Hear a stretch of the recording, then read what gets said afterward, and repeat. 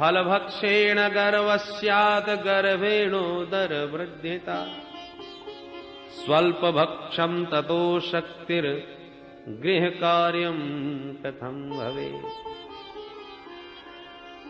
मैंने सचमुच फल खा लिया तो मैं गर्भवती हो जाऊंगी, और कहीं सचमुच गर्भवती हो गई तो एक बात बता, जब मेरे पेट में बच्चा होगा तो मेरा भोजन कम नहीं हो जाएगा, और मेरा भोजन यदि कम हो गया तो ततो अल्प शक्ति, मैं कमजोर हो जाऊंगी, और कमजोर हो गई तो गृह कार्यम कथम भवेत, घर का जो अकेले ही सब काम संभाल लेती हूं, यदि कमजोर हो गई तो काम कौन करेगा घर का। फिर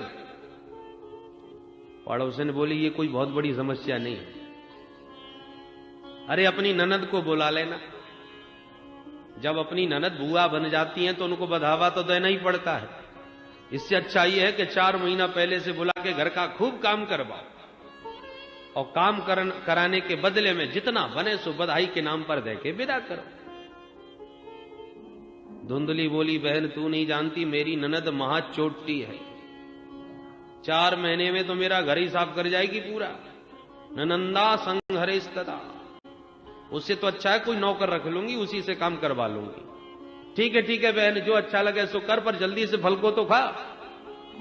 धुंधली बोली अच्छा बहन फल तो मैं खा लूंगी, पर एक बात बता, मैंने सुना है कि गर्भवती स्त्री ज्यादा तेज दौड़ नहीं सकती। बहन बोल सुना तूने, बिल्कुल ठीक है, कहीं नहीं दौड़ना चाहिए, और तुझे कहां दौड़ना भागना है, तू तो आराम करना घर में। धुंधली बोली घर में तो आराम करूंगी, पर अचानक कहीं भूकंप आ गया तब, या घर में ही आग लग गई तब, देख बहन कब भागना पड़े कोई भरोसा नहीं, और कुछ भी दुर्घटना भई तो सब तो भाग के अलग खड़े होंगे, मरना तो मेरा होगा, मैं कैसे भोगूंगी। दैवात घाटी ब्रजेत ग्रामे पलायेत गर्भिणी कथम। पड़ोसिन बोली हे भगवान तू क्या उठपटांग बातें सोच रही है, ये सब सोचना बंद करो, चुपचाप भगवान का नाम लेके फल खा ले।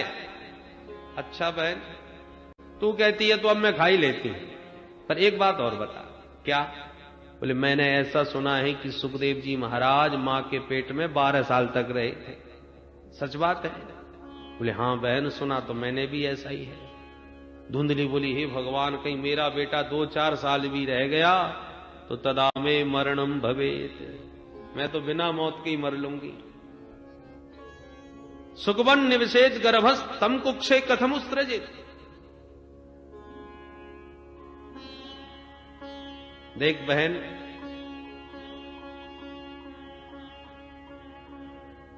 पहले तो बालक को जन्म देने में समझो मां का भी दूसरा ही जन्म होता है, और जन्म सकुशल हो जाए तो उसके बाद लालने पालने दुखम प्रसूतायाश्च वर्तते, बालक के लालन पालन में भी बड़े कष्ट। इसलिए मैंने तो एक ही निर्णय लिया है कि इस झंझट में मुझे पढ़ना ही नहीं। पड़ोसन ने कहा तो तेरी बुद्धि में जो आवे सो कर, और समझा के बेचारी वो तो परेशान होकर चली गई। पर एवं कुतर्क योगेन तत्फलम नैव भक्षितम, इतने कुतर्क किए धुंधली ने कि आखिर उस फल को खाया ही नहीं। पतिदेव लौट के शाम को आए, देवी फल खा लिया? हां महाराज वो तभी खा लिया था मैंने, झूठ बोल करके पंडित जी को संतुष्ट कर दिया। परंतु दूसरे दिन इसकी छोटी बहन मिलने आई। धुंधली कैसी हो? धुंधली बोली अली बहन तू खूब आई गई, आज मैं बड़े चक्कर में फंसी हूं, तू मेरा समाधान कुछ निकाल। क्या बात है? पूरी कहानी सुना दी। अब छोटी बहन यही चाहती थी कि इसके कुछ भी ना हो, तो मेरे कई बच्चे हैं, एक बच्चा इसे दे दूंगी तो इसका माल मेरा हो जाएगा।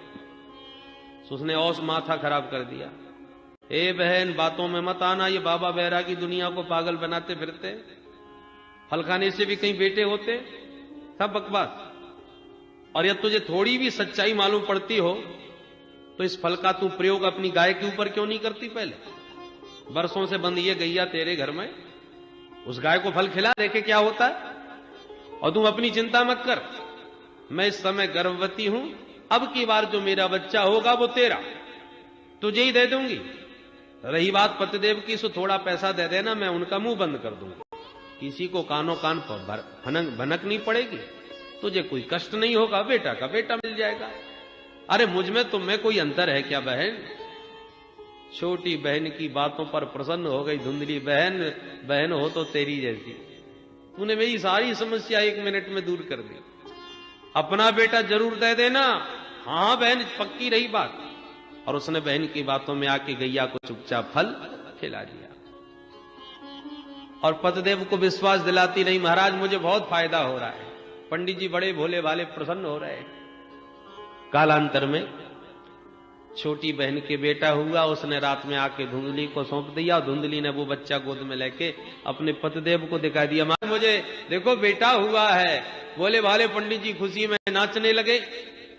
और उसके ठीक 3 महीने बाद जिस गाय को फल दिया था उस गाय के भी बेटा हो गया।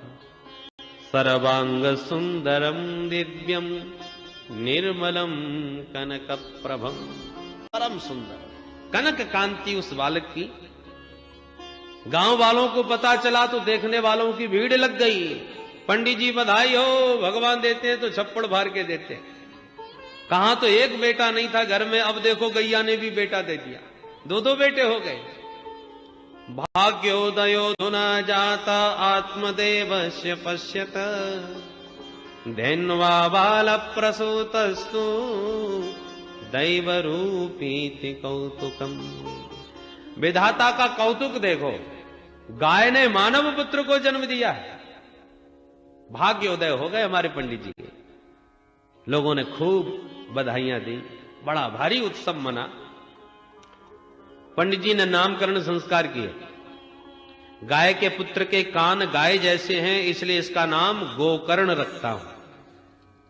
और अपने बेटे का बढ़िया सा नाम सोच रहे थे कि धुंधली खड़ी हो गई, सुनो तो मैंने भोगे 9 महीने, तो नाम भी मैं ही रखूंगी। ठीक है बताओ क्या नाम रखना है? बोले मेरा नाम धुंधली, तो मेरे बेटे का नाम धुंधकारी होना चाहिए। ठीक है देवी, जैसी आपकी इच्छा। धीरे धीरे दोनों बालक बड़े हुए तो ख्याति तो दोनों ने ही प्राप्त करी, पर एक विख्यात हुआ, दूसरा कुख्यात। कियत कालेन तौ जातौ तरुणौ तनयाविति गौकर्ण पंडितो ज्ञानी धुंधकारी महाखलः। बालक जो जो बड़े होते गए, गौकर्ण जी उतना ही महान प्रकांड विद्वान होते चले गए। और धुंधकारी उतना ही दुष्ट दुराचारी क्रूर प्रकृति का होता चला गया। गौकर्ण पंडितो ज्ञानी। पंडित मतलब सत असत विवेचनी बुद्धि पंडा। सा अस्य संजाता स पंडित। सत और असत का जो ठीक विवेचन कर सके, ऐसी बुद्धि का जो मालिक है वो पंडित है। इसलिए तो भगवान ने अर्जुन को डांटा, पंडितों जैसी बात करता है। असोच्या नन्वसोचस्तुम प्रज्ञावादाश्च भाससे गतासून अगतासूश्च नानुको सोचंती पंडिता। पंडित ऐसा थोड़ी सोचते हैं जैसा तू सोच रहा है। सत असत का जैसे ठीक विवेक हो वो पंडित है। तो ऐसे महान पंडित श्री गौकर्ण जी महाराज हुए। और धुंधकारी तो चोरी करने लगा, दुराचार में प्रवृत्त हो गया, जुआरी बन गया। घर का जितना धन था एक एक करके सब ठिकाने लगा दिया, व्यभिचार में प्रवृत्त होकर। एक दिन तो घर के बर्तन तक उठा करके बाजार में बेच दिए। अब तो पंडित जी सिर पकड़ के रोने लगे। क्व गच्छामि क्व तिष्ठामि को मे दुःखम व्यपोहये प्राणास्त्यजामि दुःखेन आकष्टम मम संस्थितम। हे भगवान, कहां जाऊं, कहां बैठूं, किसको अपनी व्यथा कथा सुनाऊं? ऐसे जीवन से तो अच्छा है कहीं जाकर के मर जाऊं। प्राणास्त्यजामि दुःखेन। पुत्र के इन दुर्गुणों से दुखित हुए ब्राह्मण आज मरने की सोचने लगे। पहले भी मरने जा रहे थे क्योंकि बेटा नहीं है, आज फिर मरने जा रहे हैं कि बेटा क्यों है। यही विडंबना समाज। जब निकल पड़े अत्यंत दुखित होकर, तो गोकर्ण जी की दृष्टि पड़ गई। पिताजी की मनस्थिति को समझ करके हाथ पकड़ के एकांत में बैठाया और समझाने लगे, पिताजी संसार में ये बताइए आपको सुखी कौन दिखाई पड़ रहा है? ये संसार दुखालय है, सुख का केवल भ्रम है। पिताजी अब हमारी आपकी तो बात छोड़ दीजिए, तीनों लोकों के अधिपति इंद्र से भी पूछिए तो वो भी परेशान है। चक्रवर्ती की गद्दी पर जो बैठा है वो भी परेशान है।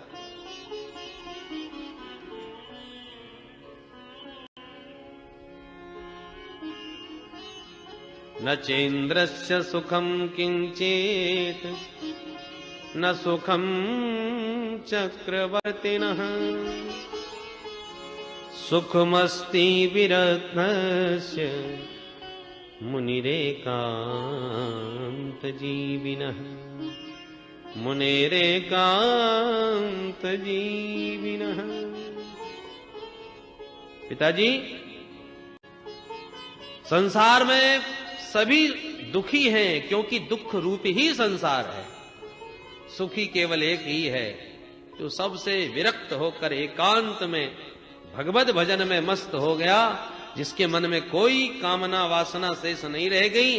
संसार में केवल वही महापुरुष सुखी है।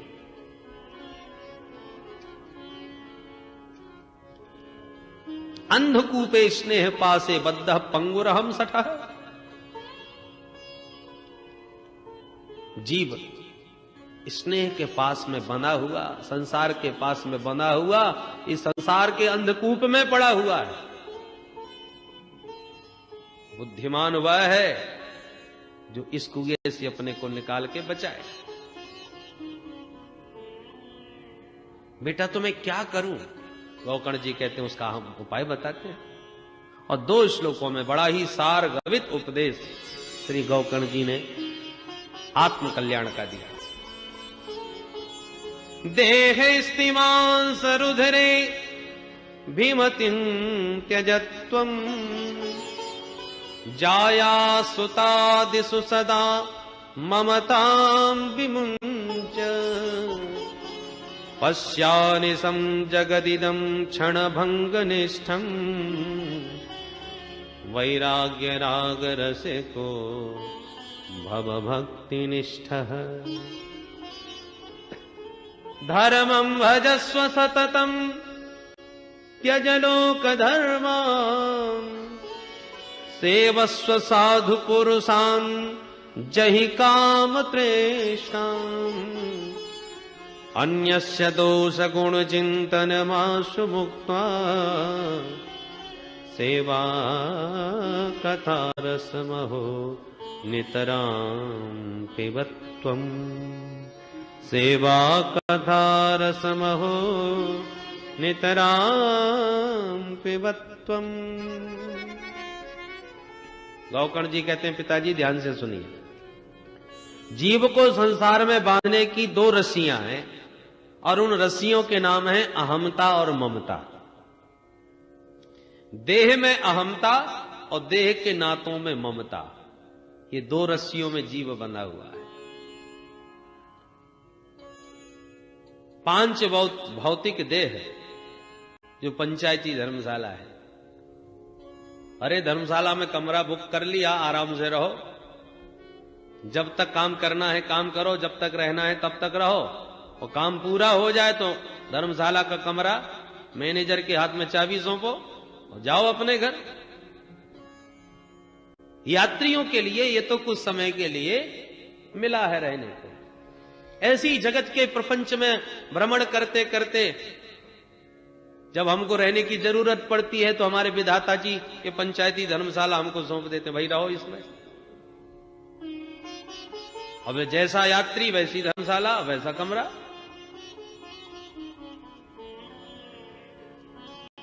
तो इतना ध्यान रखना चाहिए कि कितना भी बढ़िया हो या कैसा भी हो कमरा, मालिक मैनेजर है। तुम उस पर आधिपत्य स्थापित करने का प्रयास न करो, नहीं, पंचों की धर्मशाला पर किसी का कब्जा नहीं हो सकता, वो धक्का मार के निकाल देंगे।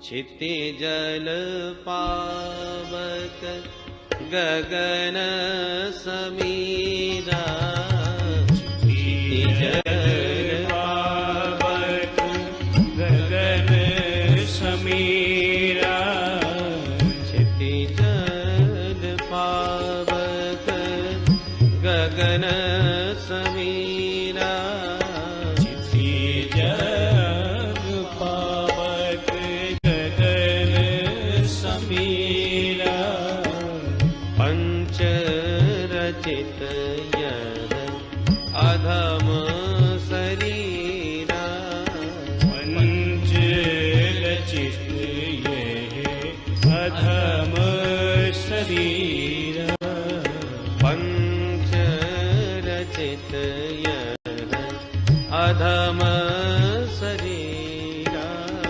पंच रचित यह अधम शरीरा।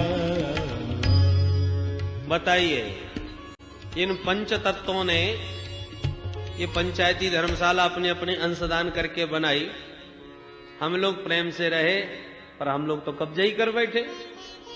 कोई एक बार रहने के बाद खाली करना ही नहीं चाहता।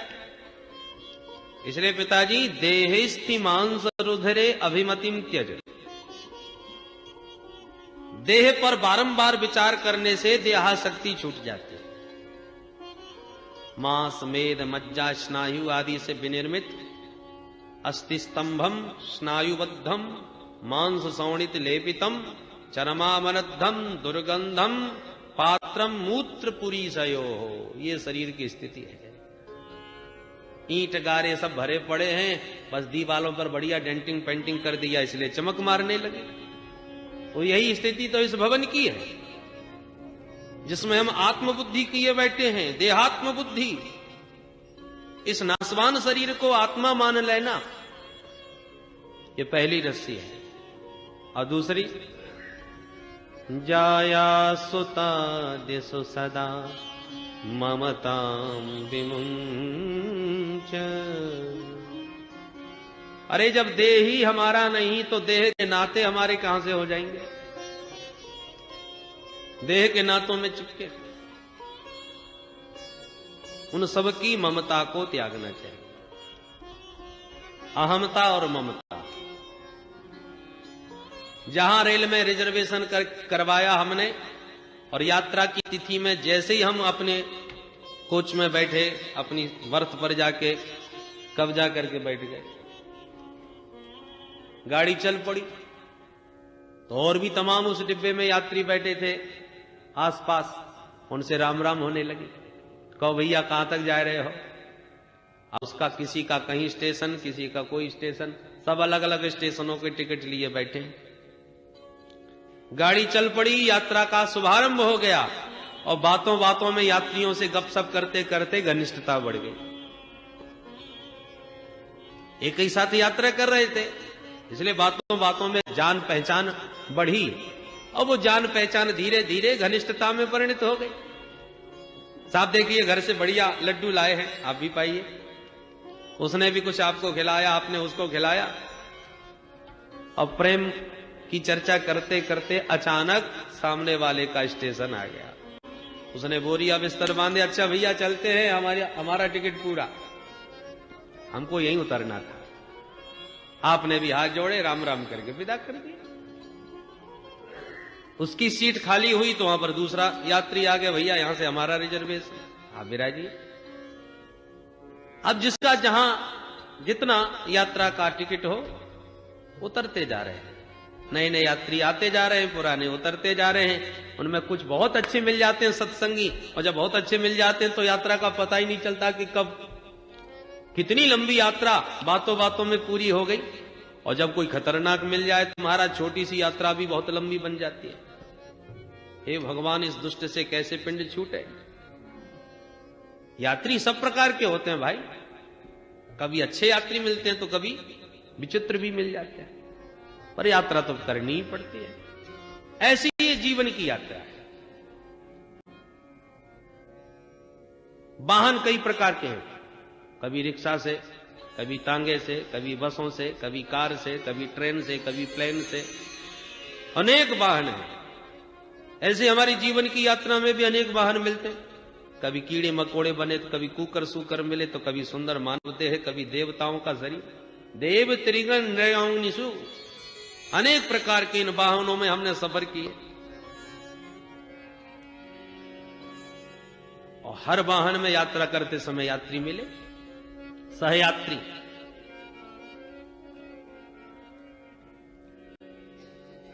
अब रेलवे के इस सफर में, इस मानव जीवन के सफर में, भाई सबसे सुंदर यात्रा तो ट्रेन की ही होती है, सुखद।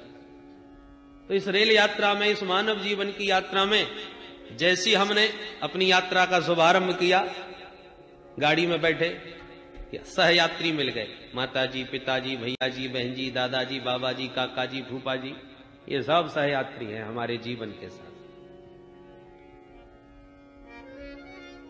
कल तक जिनको जानते भी नहीं थे और अब धीरे धीरे उनसे इतनी प्रगाढ़ता हो गई कि उनके बिना रह नहीं पा रहे।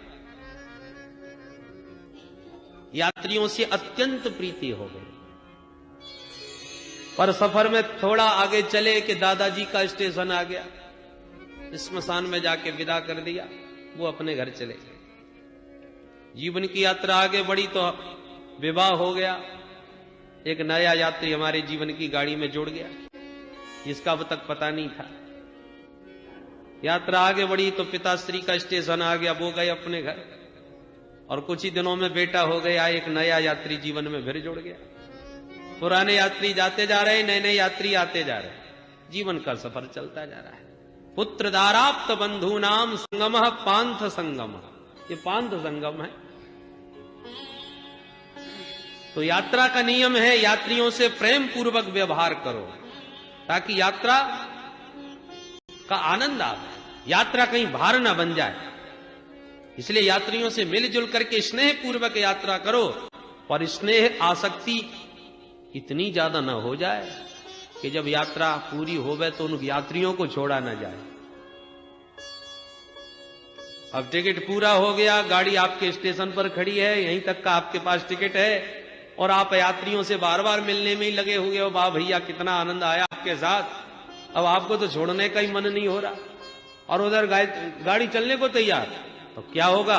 काला कोट वाला टीटी आएगा और हाथ पकड़ के धक्का मार के हटाएगा, अरे हटिए, निकलिए, गाड़ी चलने वाली अभी तक उतरे नहीं। बुद्धिमान यात्री वही है कि एक स्टेशन पहले से बोरिया बिस्तर बांध ले, और जिससे मिलना जुलना है पहले ही मिल ले, स्टेशन पर गाड़ी आए तुरंत उतरिए, इसी में बुद्धिमानी है। उसी प्रकार जीवन के सफर में ये सारे यात्री तुम्हारे साथ हैं, इनसे प्रेम पूर्वक व्यवहार करो, परंतु जब सफर पूरा हो जाए तो उससे पहले ही तैयार हो जाओ, क्योंकि काला कोट वाला फिर यम का दूत आता है ना, वो फिर एक नहीं चलने देता, एक सेकंड का भी समय नहीं देता मिलने के लिए। विशेष समय मांगा जाए फिर इतने वर्ष मिले तब भी तू बात नहीं कर पाया जो अब एक सेकंड मांगता है मुझसे। तो भैया वो काला कोट वाला धक्का मार के उतारे, उससे अच्छा है कि तुम ही राजी राजी चल पड़ो, क्योंकि यात्रियों का संग तो छोड़ना ही पड़ेगा। ये जीवन के इस रहस्य को जो ठीक से जान ले, वो यात्री बड़ा आनंद से यात्रा करता है। देहेस्तिमां सरुधिरे धीमतिं त्यज त्वं जायासुतादिषु सदा ममतां विमुञ्च पश्यानिशं जगदिदं क्षणभङ्गनिष्ठं वैराग्यरागरसिको भवभक्तिनिष्ठः। इसलिए पिताजी, अहमता ममता की रस्सी को त्याग कर सारे जगत को अनित्य नाशवान क्षणभंगुर समझो, एक पल का भी भरोसा नहीं। वैराग्य राग रसिको भव, संसार में राग करके क्या मिला वो तो आप देख चुके हैं, अब वैराग्य से क्या मिलता है उसका भी तो आनंद लेके देखो, वैराग्य के भी तो रसिक बन के देखो पिताजी। धर्म का आश्रय लो, परम धर्म का आश्रय लो, लौकिक धर्मों का परित्याग करो।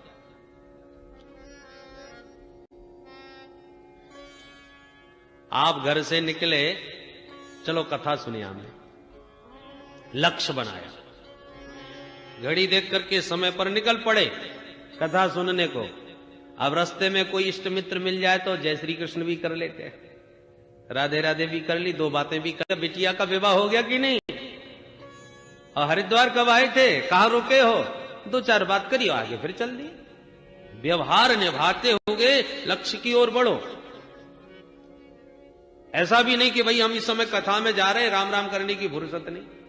अरे राम राम करने में कितना समय लगेगा भाई। परंतु राम राम करने में तो बुराई नहीं है, पर इतने घनिष्ठता में बातें भी मत उलझाओ, इतनी बातों में भी नहीं उलझ जाओ जो कि 2 घंटे बातों बातों में ही निकल गए और कथा का समय पूरा हो गया। निकले तो थे कथा सुनने को और मार्ग में मित्र ऐसा मिल गया कि 2 घंटे उसी की गपशप में बीत गए, तो लक्ष्य भ्रष्ट हो गए।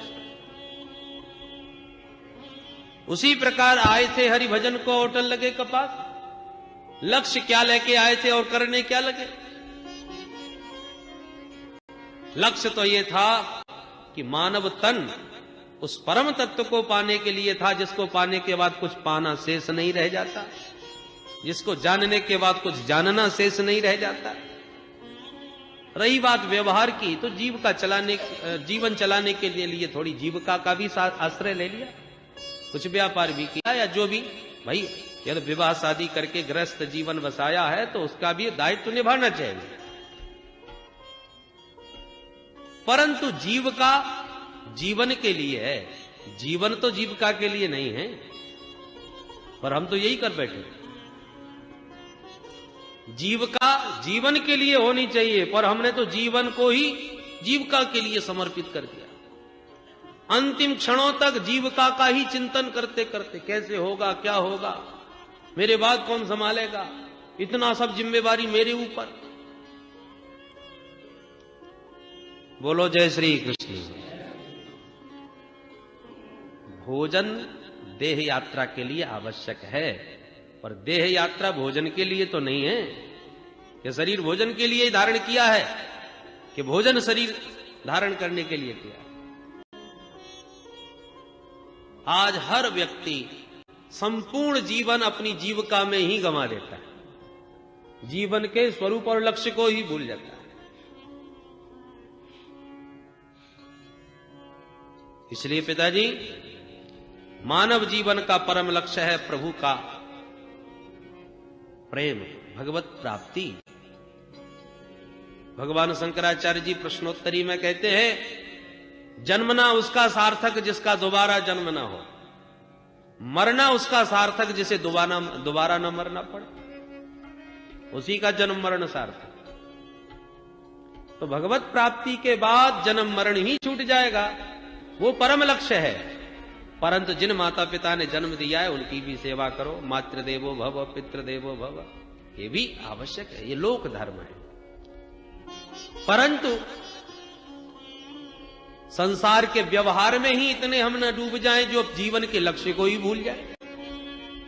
धर्मम भजस्व सततम त्यज लोक धर्मान, सेवस्व साधु पुरुषां जहि काम तृष्णा। पिताजी, साधु पुरुषान सेवस्व, साधु पुरुषों की संगति करो, और काम तृष्णाम जहि, संसारियों का संग करोगे तो संसार की कामनाएं होंगी। देखो साहब, हम गाड़ी खरीद के लाए, आपको पसंद आई, अब आप उसकी गाड़ी पर हाथ फेर फेर के देख देख के आपके चित्त में भी गाड़ी चिपक गई, ऐसी गाड़ी हम भी खरीदेंगे। देखो साहब, कोठी बनाई है, अब आप देख देख के आपके मन में भी कामना जागृत हुई।